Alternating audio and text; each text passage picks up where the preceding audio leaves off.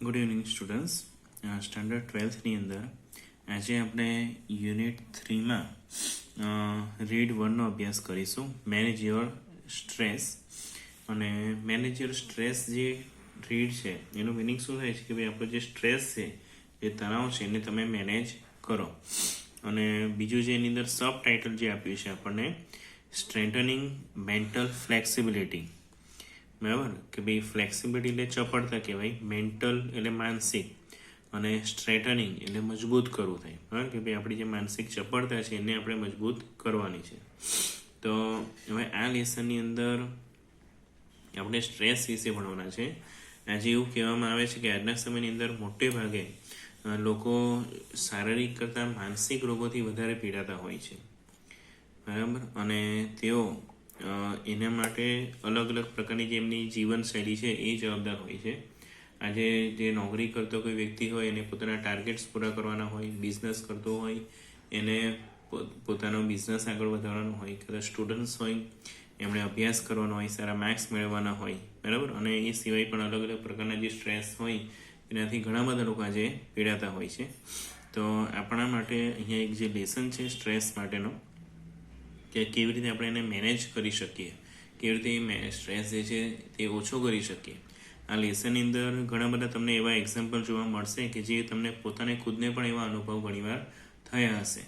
બરાબર, તો ચાલો આપણે સ્ટાર્ટ કરીએ. Manage your stress.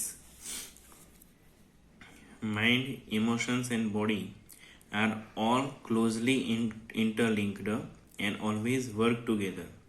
કે ભાઈ આપણું માઇન્ડ એટલે કે મન, ઇમોશન્સ એટલે આપણી લાગણીઓ, અને બોડી એટલે કે આપણું શરીર બધા એકદમ નજીકથી ઇન્ટરલિંક છે, જોડાયેલા છે.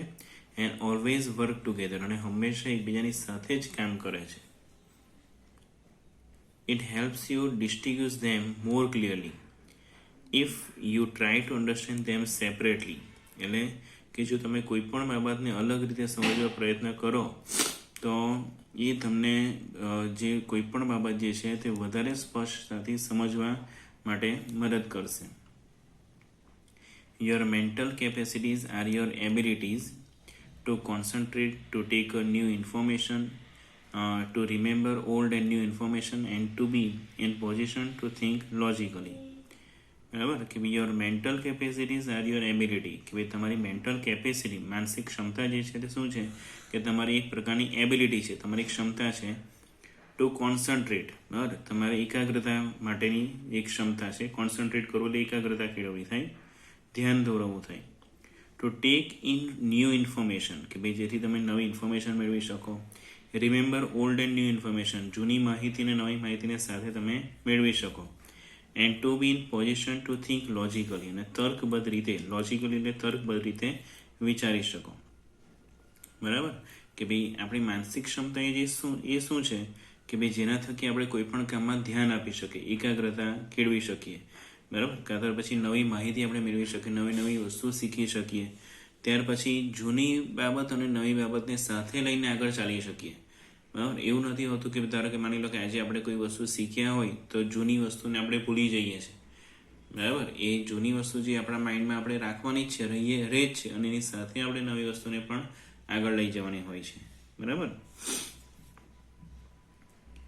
તે ઉપરાંત અહીંયા બીજું છે કે ભાઈ to be in position to think logically. કે ભાઈ આપણે એવી પોઝિશનમાં આવી શકીએ જેનાથી તર્કબદ્ધ રીતે વિચારી શકીએ. તર્કબદ્ધ રીતે વિચારવું એટલે શું થાય કે કોઈ પણ કામને સારામાં સારી રીતે અને ટૂંકમાં પૂરું કરવું. બરાબર, ધારો કે તમારી પાસે ચલો કોઈ ક્વેશ્ચન પેપર હોય તો તમે વિચારો કે ભાઈ આમાંથી જેટલી વસ્તુ મને આવડે છે એટલું હું ફટાફટ લખી નાખું, અને પછી જે નથી આવડતું એના માટે હું વિચારીને લખી શકું. બરાબર, તે તર્કબદ્ધ વિચારસરણી કહેવાય. You need your mental capacity in order to study, to work, to impose a constructive and workable order on your life. બરાબર, you need your mental capacity. કે ભાઈ તમને તમારી મેન્ટલ કેપેસિટીની જરૂર પડે છે, માનસિક ક્ષમતાની જરૂર પડે. કે શેના માટે? ઇન ઓર્ડર ટુ જે છે તે હેતુ દર્શાવે છે. શેના માટે આપણે જરૂર પડશે?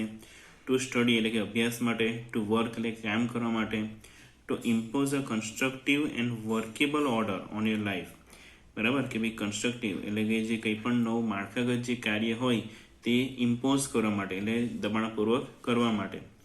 એન્ડ વર્કેબલ ઓર્ડર કાર્યશૈલી આપણી જે છે આપણી લાઈફની તેને કન્ટિન્યુ કરવા માટે.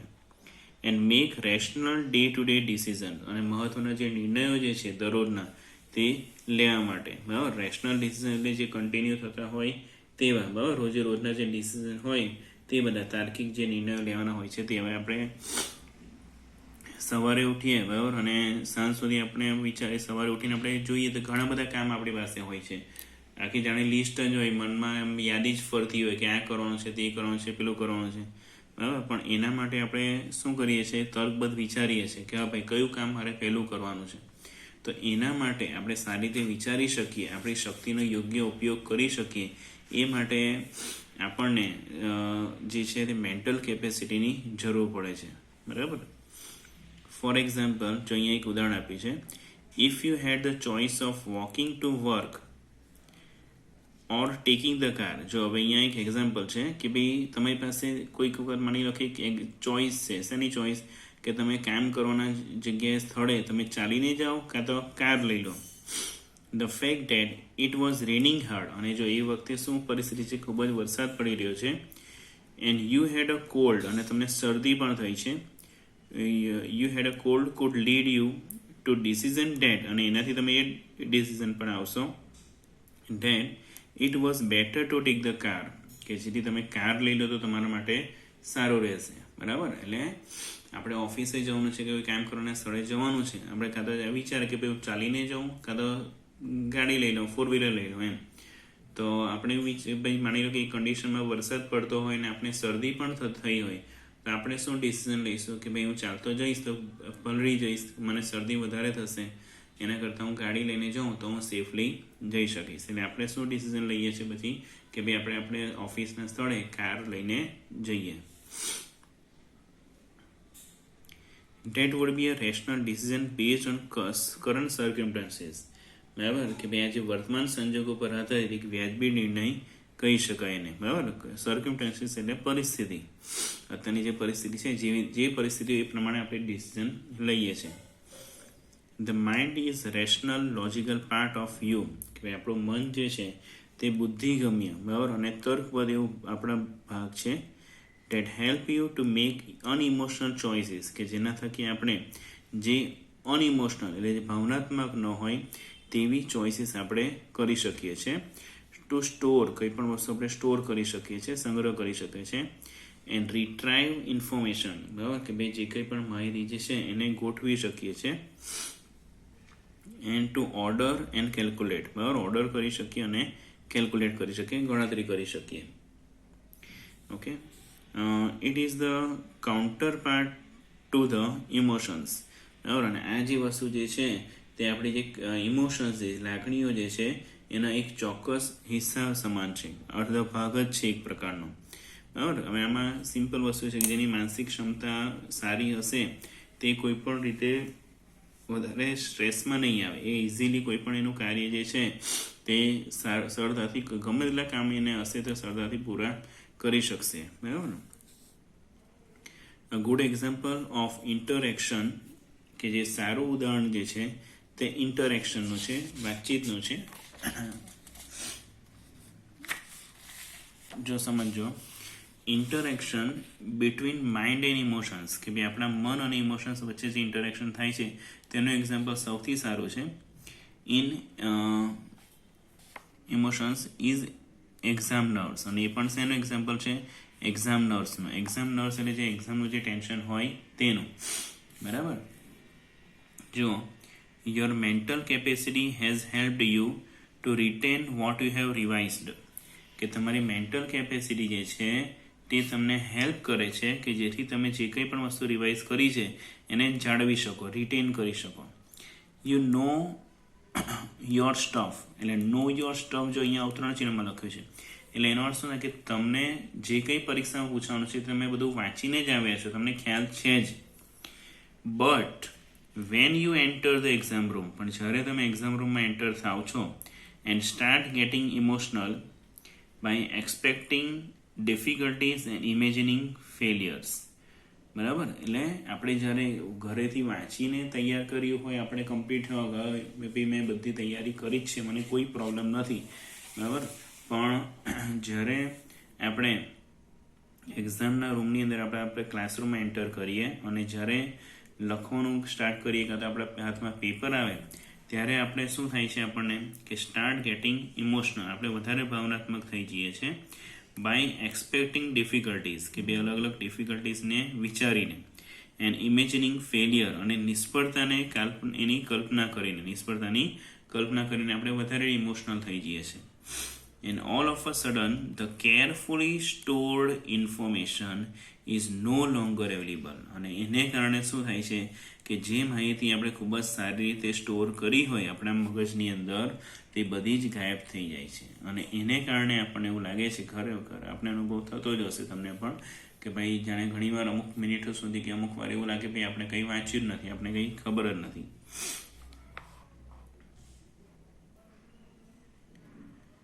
Your emotions have bad of the way to your inner information store.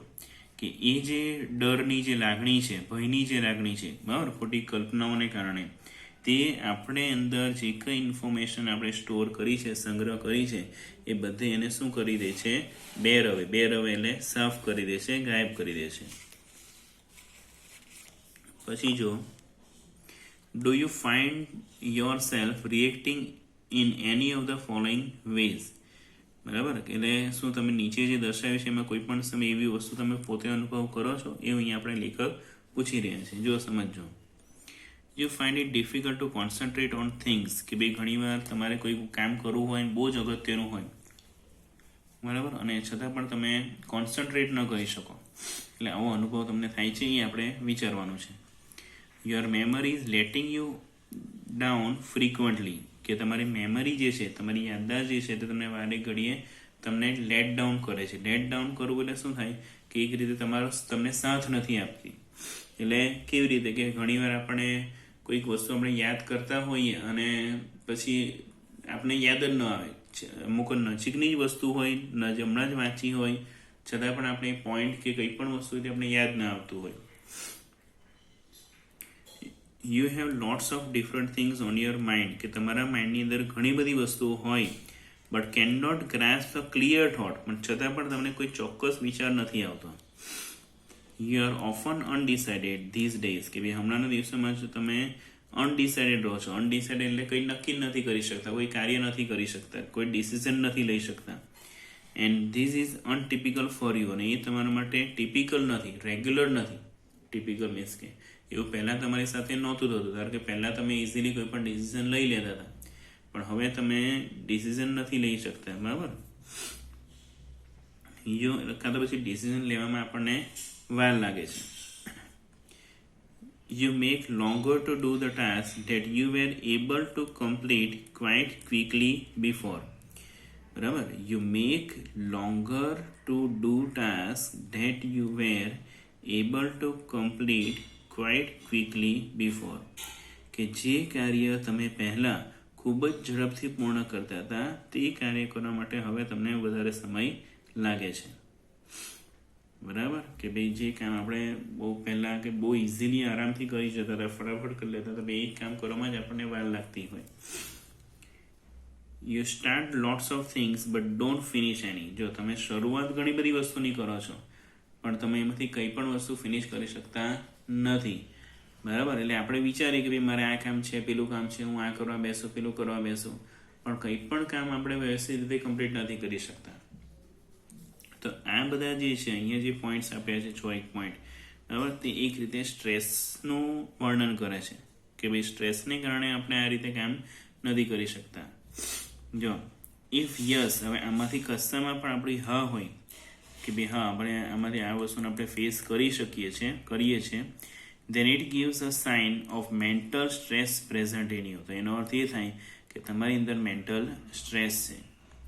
The better you deal with stress, the less your mental capacity will be affected. બરાબર, એટલે તમે જેટલું સ્ટ્રેસની સામે લડશો, સારું કરશો, સ્ટ્રેસની સામે એની દવા કરશો, બરાબર, મીન્સ કે એને ઓછો કરશો સ્ટ્રેસને, કહેવાનું મિનિંગ, તો એટલી તમારી મેન્ટલ કેપેસિટી ઓછી ઇફેક્ટ થશે. બરાબર કે જો આમાં ખરેખર શું થાય છે, આ બહુ જ ઇમ્પોર્ટન્ટ વસ્તુ છે. આ લેસન જે છે તે એવું નથી કે ભાઈ આપણે ફક્ત એક્ઝામમાં આવવાનો છે એટલા માટે આપણે વસ્તુ ભણવાની છે, પણ આજે મોટે ભાગે લોકોની સાથે એવું થઈ રહ્યું છે કે જ્યારે તેઓ સ્ટ્રેસથી પીડિત થાય છે, એમનામાં તણાવ આવી જાય છે, ત્યારે એ લોકો એમની મેન્ટલ કેપેસિટી જે હોય છે તે ગુમાવી રહી છે. બરાબર, બહુ જ અગત્યની વસ્તુ છે અને એ સૌથી ખરાબ વસ્તુ છે. The following exercise will help you build better stress resilience and rebalance yourself if your mental capacity has already started to suffer due to stress. એટલે જો the following exercise will help you, અહીંયા નીચે દર્શાવેલી exercise જે છે તે તમને help કરશે કે જેથી તમે તમારી જાતને રેસિલિયન્સ કરી શકો, એટલે જલ્દીથી પ્રોબ્લેમની સામે તમે લડી શકો અને રીબેલેન્સ અને ફરીથી તમે સંતુલન પ્રાપ્ત કરી શકો. બરાબર, માનસિક સંતુલન, અને જેથી સ્ટ્રેસથી જે તમને જે નુકસાન થઈ રહ્યું છે તે પણ ઓછું થાય. હવે જો સ્ટોપ ઓવર થિંકિંગ. હવે જો પહેલો એનો ટોપિક છે stop over thinking. When task and pressure start building up, the mind can sometimes go into overthinking and you come to the thought, I wish there was a switch in my head that I could flick and turn off all the thoughts going around in my mind. બરાબર, જો શું કહે છે કે when task and pressure start building up, કે જ્યારે pressure અને task કાર્યો એક સાથે ઘણા બધા વધતા જાય, the mind can sometimes go in two over thinking, ત્યારે આપણું માઇન્ડ ઓવર થિંકિંગમાં જતું રહે છે. ઘણા બધા વિચારો આપણે એક સામટા કરતા હોઈએ છીએ. And you come to the thought, અને તમે એ વિચાર કરવા લાગો છો શું કે I wish there was a switch in my head, કે કાશ મારા મગજ પર, મારા માથા પર એક સ્વિચ હોત, and I could flick and turn off, અને હું તરત જ એ સ્વિચ બંધ કરી દે અને all the thoughts going around in my mind, અને બધા જ વિચારો મારા મનના જે છે આવે છે તે બધા જ બંધ થઈ જાય. બરાબર, આપણે પેલું બહુ વિચાર કરીએ ત્યારે આ વસ્તુ થાય છે કે ભાઈ એકાદ કંઈ સ્વિચ જ હોત તો સારું હોત, બધા વિચારો જ બંધ થઈ જાય.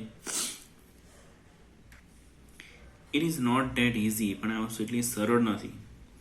There is a technique to help yourself during the problem of overthinking. બરાબર કે ભાઈ ઓવર થિંકિંગની જે પ્રોબ્લેમ છે એના માટે એને સોલ્યુશન કરવા માટે કેટલાક પોઈન્ટ્સ છે જેની આપણે હેલ્પ લઈ શકીએ. જો say to yourself repeatedly during the day, તમે તમારી જાતને દિવસ દરમિયાન આવું કહેતા રહો. શું કહેવાનું છે કે આઈ હેવ નો એક્સપેક્ટેશન્સ, કે ભાઈ મને કોઈ આશાઓ નથી, and I will deal with what ever happens van it happens, અને જ્યારે જે પણ થશે બરાબર એની સાથે હું ડીલ કરી લઈશ, એટલે હું જોઈ લઈશ, હું બધી પરિસ્થિતિ સામે લડવા, એમાં પરિસ્થિતિમાં ટકી રહેવા માટે હું સક્ષમ છું. When you think about a stressful day date lies in front of you, કે જ્યારે તમારી સામે એક સ્ટ્રેસફુલ તણાવપૂર્ણ દિવસ હોય એના વિશે તમે જ્યારે વિચારો, your thought runs approximately like this, ત્યારે તમને આ પ્રકારના વિચારો આવતા હોય છે. Oh my god, I have so much to do, કે ભાઈ મારે તો કેટલું બધું કામ છે. I must do X and Y and Z and after that, બરાબર કે ભાઈ એક્સ નામનું કામ છે, વાય છે, ઝેડ છે, ઘણા બધા કાર્યો છે. E and B needs to get sorted out as well, અને E અને B નું પણ સોલ્યુશન મારે લાવવાનું છે. I don't know how I'm going to do it all, કે મને ખબર જ નથી પડતી કે આટલું બધું એક સામટું કેમનું કરવું એમ. I won't even have time to eat, મારી પાસે તો ખાવાનો પણ ટાઈમ નથી. બરાબર, એટલે એક સાથે ઘણા બધા કામ આપણી પાસે આવી જાય ત્યારે આપણે વિચાર કરીએ છીએ કે હું શું કરું અને શું ન કરું, કઈ વસ્તુને વધારે પ્રાયોરિટી આપવું એમ. Basically the day hasn't even started, કે ખરેખર તો દિવસ શરૂ પણ નથી થયો, but you are already in a tizz, પણ પહેલાંથી જ તમે મૂંઝવણમાં છો. મીન્સ કે સવાર થાય, ઉઠીએ આપણે પથારીમાં જ હોઈએ ત્યારે જ મગજમાં આવા બધા ચક્કર આવવા લાગે, ઘણા બધા વિચારો આવવા લાગે. What is happening is date your mind is racing ahead of you. જો શું થાય છે ત્યાં બહુ જ સરસ શીખવાનું છે કે ખરેખર તમારું મન જે છે તે તમારી આગળ ભાગી રહ્યું છે. ખરેખર કન્ડિશન આવી નથી, પણ છતાં પણ આપણે પહેલેથી એને પ્રેડિક્ટ કરી લઈએ છીએ કે હવે આવું થશે તો હું શું કરીશ એમ. And anticipating how tired and stressed you will feel once you have completed all the tasks ahead. અને આપણે શું એન્ટિસિપેટ કરીએ છીએ એટલે વિચારીએ છીએ, આશા રાખીએ છીએ કે યાર આટલા બધા કામ છે, હું આટલા બધા કામ કરીને હું કેટલો બધો થાકી જઈશ, હું કેવી રીતે આટલા બધા કામ પૂરો કરીશ, અને એવું બધું વિચારતા જ આપણે પોતે સ્ટ્રેસમાં આવી જઈએ છીએ. અને હજી તો કોઈ કાર્ય આપણે શરૂ કર્યું જ નથી, હજી તો આપણે બેડ પર જ છીએ. This frantic thoughts start weakening your energy. એનાથી તમારી ઉર્જા જે છે તે કમજોર થતી જશે, શક્તિ નબળી પડતી જશે.